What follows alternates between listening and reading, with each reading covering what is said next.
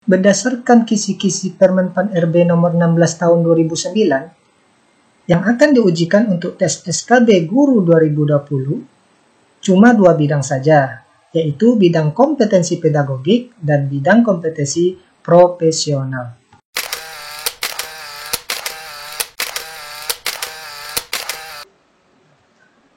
Halo, Assalamualaikum warahmatullahi wabarakatuh. Jumpa lagi di channel YouTube-nya Tripasla. Kali ini kita akan membahas tentang kisi-kisi dari tes SKB khusus untuk guru. Sebagaimana surat yang telah dikeluarkan oleh Kemenpan RB tanggal 10 Agustus tahun 2020 kemarin, ini menerangkan tentang materi pokok atau kisi-kisi kompetensi bidang atau yang disingkat dengan SKB untuk CAT seleksi CPNS tahun anggaran 2019. Berdasarkan surat tersebut, khusus untuk tes SKB guru, patokannya adalah Permenpan RB nomor 16 tahun 2009, yang mana pada tahun ini, khusus untuk SKB guru, cuma akan menyajikan 2 kompetensi saja, yaitu kompetensi pedagogik dan kompetensi profesional. Yang akan kita bahas kali ini soal-soal yang berhubungan dengan kompetensi pedagogik. Tapi sebelum itu, silakan untuk like, comment, share, dan subscribe channel ini agar kedepannya channel ini lebih berkembang lagi dalam menyebarkan ilmu. Baik, soal yang pertama ini materinya tentang perancangan dan pelaksanaan pembelajaran. Soal yang pertama, tujuan pembelajaran yang menggambarkan proses dan hasil belajar, ya, ini ada kata kunci proses dan hasil belajar yang diharapkan dicapai oleh peserta didik sesuai dengan kompetensinya dimuat dalam A. Itu silabus, B. RPP, C. Silabus dan RPP, D. SKL. Tadi saya sudah bilang di sini bahwa ada kata kunci proses dan hasil belajar, ya. Kita bahas dulu silabus. Apa itu silabus?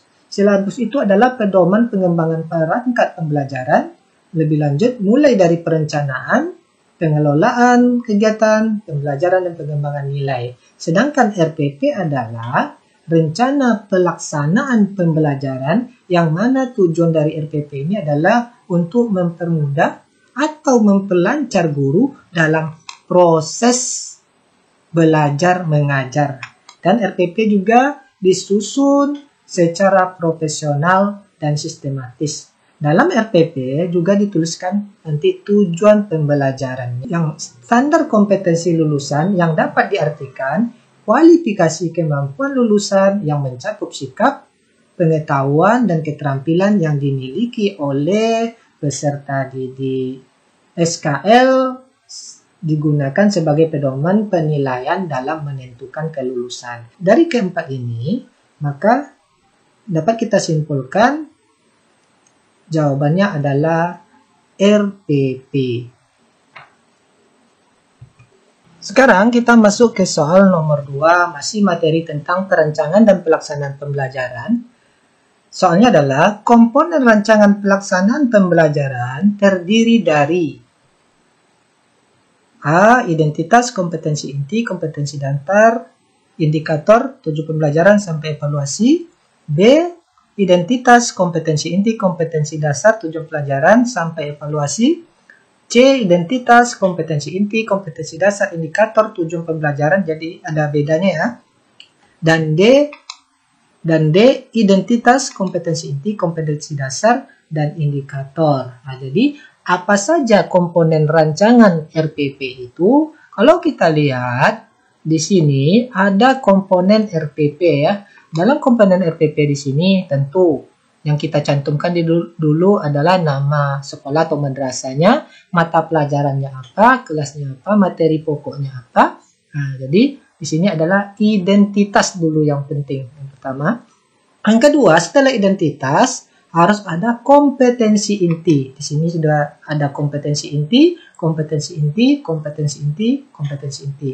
Yang ketiga ada kompetensi dasar, juga sama.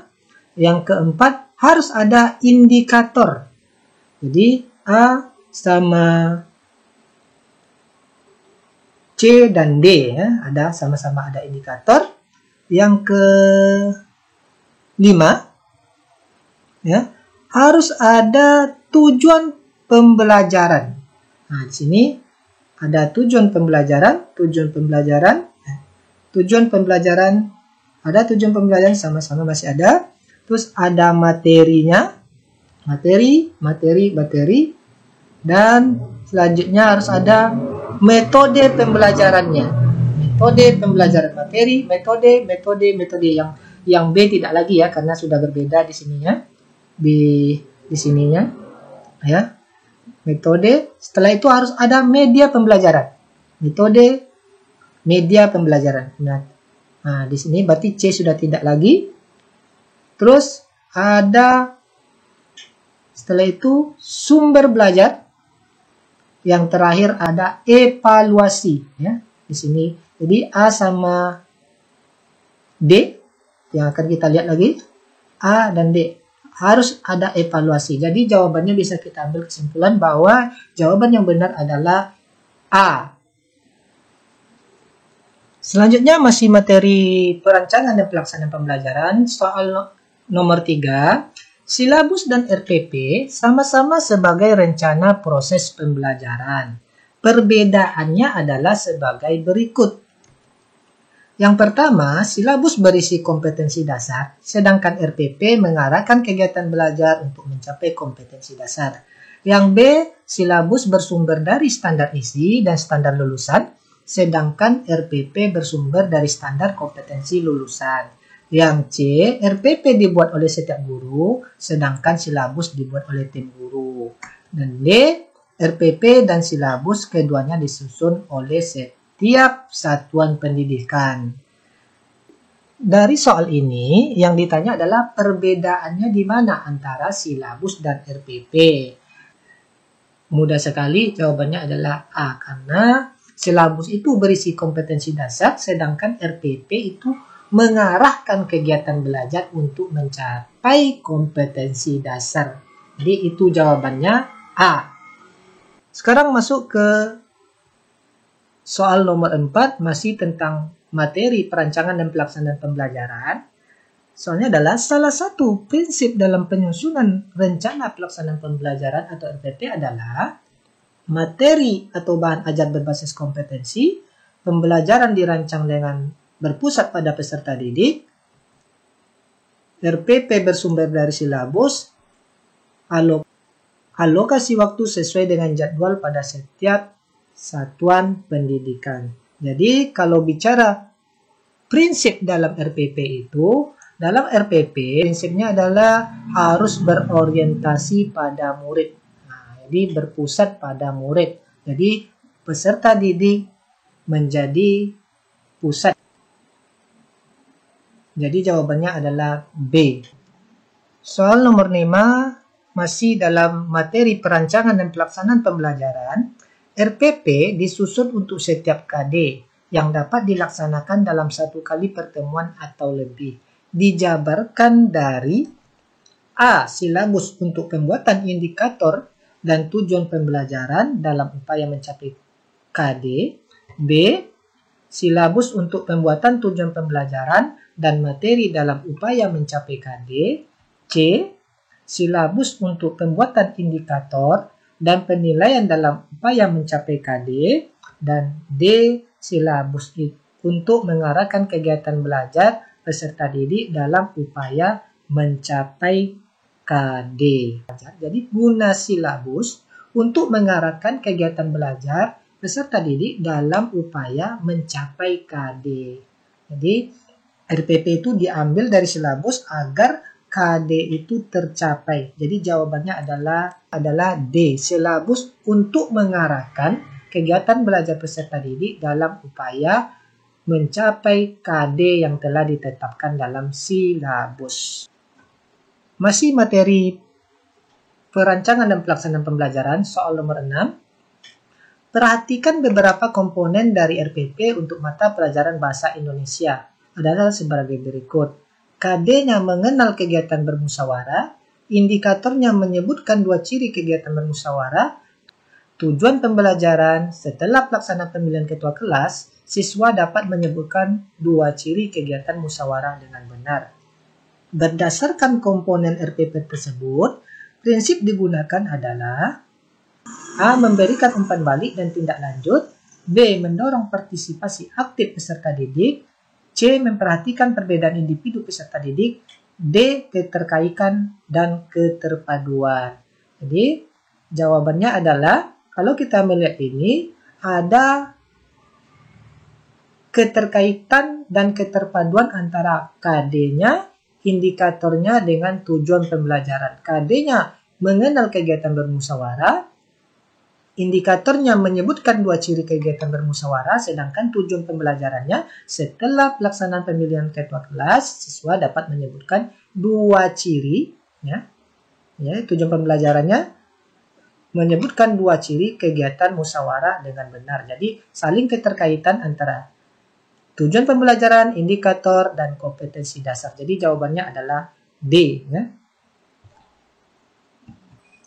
Selanjutnya, soal nomor 7 masih dalam materi perancangan dan pelaksanaan pembelajaran.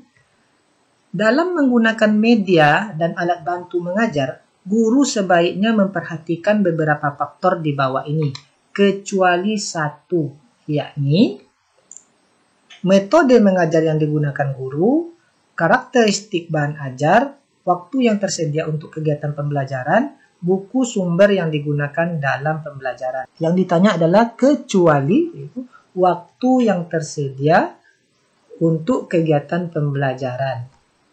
Soal nomor 8, materi perencanaan dan pelaksanaan pembelajaran.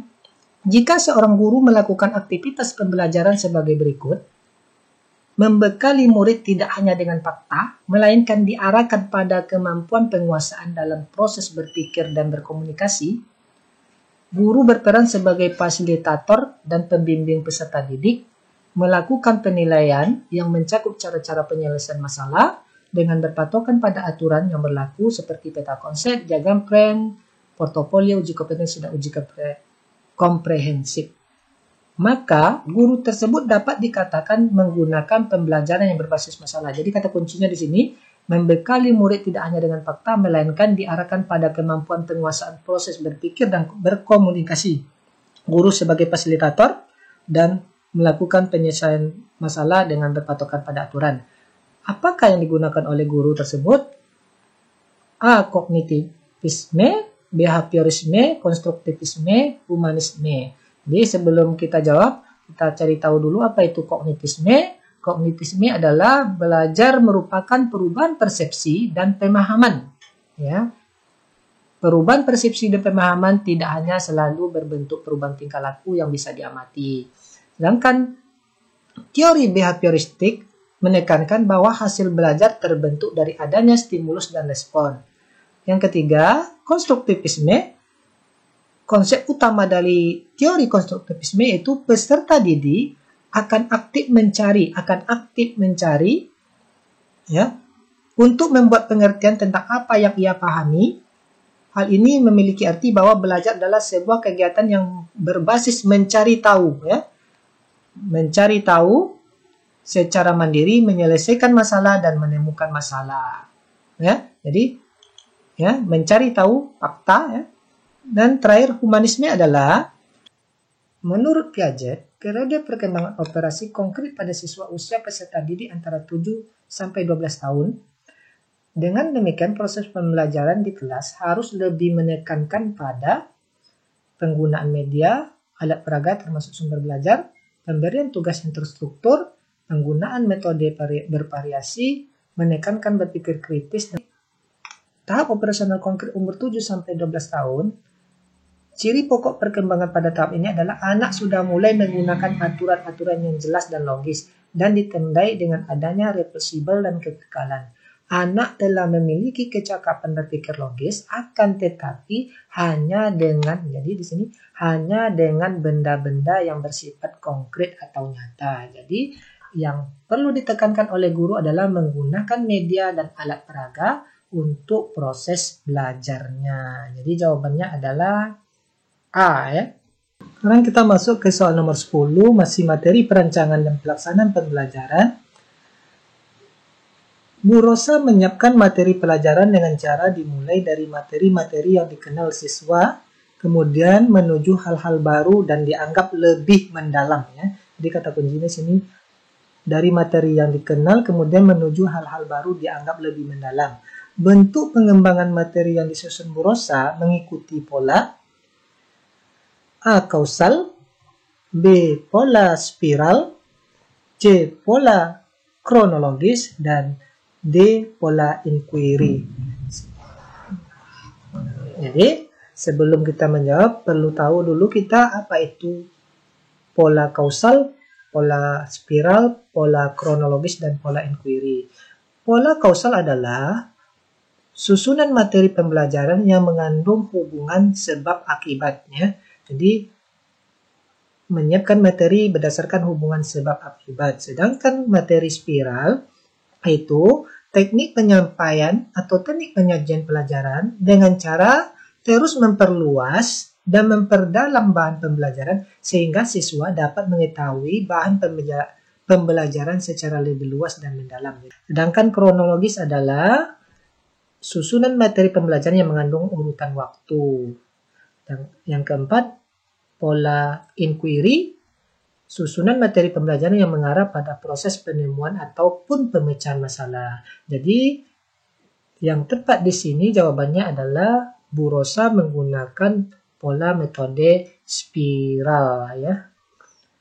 Selanjutnya, soal nomor 10 masih dalam materi perancangan dan pelaksanaan pembelajaran. Dalam memilih dan mengembangkan materi pembelajaran, Ibu Murni Nugroho selalu menyeleksi materi pembelajaran yang telah teruji kebenarannya ya. Tidak ketinggalan zaman dan memberikan kontribusi untuk pemahaman ke depan. Kriteria penyeleksian dan pemilihan materi pembelajaran tersebut memenuhi kriteria sahih, kebermanfaatan, layak dipelajari, dan menarik minat. Jadi kira-kira apa jawabannya? Sahih itu apa? Sahih itu teruji kebenarannya dan kesahihannya ya. Sedangkan kebermanfaatan adalah memberikan dasar-dasar pengetahuan dan keterampilan, layak dipelajari, memungkinkan untuk dipelajari, tidak terlalu sukar dan tidak pula terlalu mudah. Dan yang keempat, menarik minat, yaitu menumbuhkan rasa ingin tahu. Jadi, yang paling cocok di sini, kriterianya adalah kriteria sahih. Ya, kriteria sahih. Selanjutnya, Benjamin S. Bloom mengembangkan ranah kognitif dengan urutan sebagai berikut. Nah, di sini ada ingatan, pemahaman, analisis, aplikasi, sintesis, dan evaluasi. Ingatan, pemahaman, aplikasi, evaluasi terakhirnya semua pakai plastik kecuali D ya, sintesis.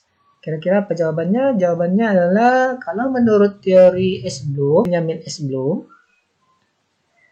yang pertama itu adalah pengetahuan atau ingatan. Yang kedua adalah pemahaman ya. Yang ketiga adalah penerapan atau aplikasi ya. Nih. Jadi di sini yang penerapan atau sama dengan aplikasi itu cuma B ya, yang lainnya tidak ada. Jadi jawabannya udah pasti itu B ya. Ingatan, pemahaman, aplikasi, analisis, sintesis, dan evaluasi. Pengetahuan atau ingatan, pemahaman, penerapan atau aplikasi, analisis, sintesis, dan evaluasi. Itu jawabannya tentu B. Selanjutnya, soal nomor 13, taksonomi Anderson dan Krathwohl menyempurnakan taksonomi Benjamin S. Bloom, mengembangkan ranah kognitif dengan urutan sebagai berikut. Nah, hampir sama soalnya dengan yang tadi, ingatan, pemahaman, cuman bedanya nanti di sini, ya. Evaluasi di sini tidak ada evaluasi. Jawabannya adalah, kalau kita lihat di sini, mengingat atau ingatan, memahami, melakukan atau aplikasi, menganalisis, mengevaluasi, dan mencipta. Jadi jawabannya otomatis itu adalah D ya. Nah, soal nomor 14. Sekarang kita masuk ke soal nomor 14, masih dalam materi perancangan dan pelaksanaan pembelajaran. Kemampuan yang paling penting dimiliki guru tentang media dan alat bantu pembelajaran adalah memilih bahan untuk membuat media atau alat bantu, membuat media dan alat bantu sederhana, menggunakan media dan alat bantu, merawat media dan alat bantu. Kemampuan yang paling penting dimiliki guru yaitu menggunakan media dan alat bantu. Nah, itu kemampuan dasar yang mesti harus dimiliki oleh seorang guru. Selanjutnya soal nomor 15, soal terakhir.